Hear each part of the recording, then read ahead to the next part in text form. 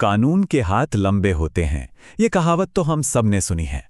पर असल में ये हाथ कितने लंबे हो सकते हैं? सोचिए, अगर कोई जुर्म दिल्ली में हो तो क्या मुंबई की पुलिस उसकी जांच शुरू कर सकती है? चलिए आज इसी पेचीदा सवाल की तह तक चलते हैं।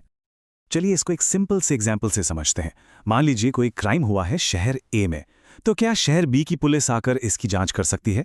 सवाल जितना सीधा लगता है, जवाब उतना ही दिलचस्प है और हमारे पूरे लीगल सिस्टम की नींव से जुड़ा हुआ है। तो इस गुत्थी को सुलझाने के लिए हमें सबसे पहले एक बहुत ही बुनियादी नियम को समझना होगा, जगह का नियम। मतलब अपराध कहाँ हुआ, ये बात कितनी मायने रखती है। देखिए, क्रिमिनल लॉ के दिल में एक बहुत ही सिंपल सा आइडिया है, न्याय स्थानीय होना चाहिए। इसका मतलब है कि जिस जगह अपराध हुआ है, आमतौर पर वहीं के पुलिस और वहीं की अदालत को उस पर कार्रवाई करने का पहला हक होना चाहिए। लीगल भाषा में इसको कहते हैं लोकल जुरिस्डिक्शन, यानी स्थानीय अधिकार क्षेत्र। आसान शब्दों में समझें तो ये एक तय ज्योग्राफिकल एरिया है, जैसे कोई जिला, जिसके अंदर होने वाले मामलों पर सिर्फ वहीं की अदालत सुनवाई कर सकती है और फैसला दे सकती है। तो भारत का जो नया क्रिमिनल कोड है ना, भारतीय नागरिक सुरक्षा संहिता 2023, उसमें इस बारे में एक बिल्कुल साफ नियम है। यही नियम तय करता है कि किसी भी केस का ट्रायल आखिर होगा कहां। इस कानून का सेक्शन 197 कहता है कि हर अपराध की जांच और सुनवाई साधारण तौर पर उसी अदालत में होगी जिसके इलाके में वो अपराध हुआ है। अब ध्यान दीजिएगा, यहां साधारण तौर पर या ऑर्डिनरीली शब्द बहुत ज्यादा इंपॉर्टेंट है, क्योंकि इसी एक शब्द में पूरी कहानी का ट्विस्ट छिपा है। हाँ, और ये कोई बिल्कुल नया प्रिंसिपल नहीं है। जो नियम पहले पुराने कानून यानी सीआरपीसी की धाराओं में था, वही अब नए भारतीय नागरिक सुरक्षा संहिता में भी शामिल है। मतलब कानूनों के नाम और सेक्शन नंबर बदल गए हैं, लेकिन जो कोर आइडिया है वो वही है। तो पहला टेकअवे क्या है? सिंपल, कि किसी भी केस की सुनवाई यानी ट्रायल की जगह तय होती है, और वो जगह है जहां अपराध हुआ। इसे ही साधारण नियम कहते हैं। लेकिन क्या लाइफ इतनी सिंपल होती है? क्या हर केस इतना सीधा होता है? सोचिए, अगर किसी अपराध की जड़ें एक नहीं बल्कि कई शहरों तक फैली हों। यहीं पर हमारा कानून अपना लचीलापन दिखाता है और कहानी में एक नया मोड़ आता है। अब आते हैं कहानी के दूसरे और शायद सबसे इंटरेस्टिंग हिस्से पर। वो पहलू जो पुलिस को असली शक्ति देता है, अपनी सीमाओं से बाहर जाकर जांच करने का अधिकार।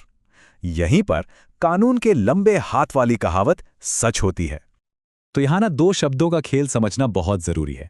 एक है ट्रायल यानी केस की सुनवाई, जिसकी जगह लगभग फिक्स्ड होती है, और दूसरा है इन्वेस्टिगेशन यानी जांच, जो कहीं ज्यादा फ्लेक्सिबल है।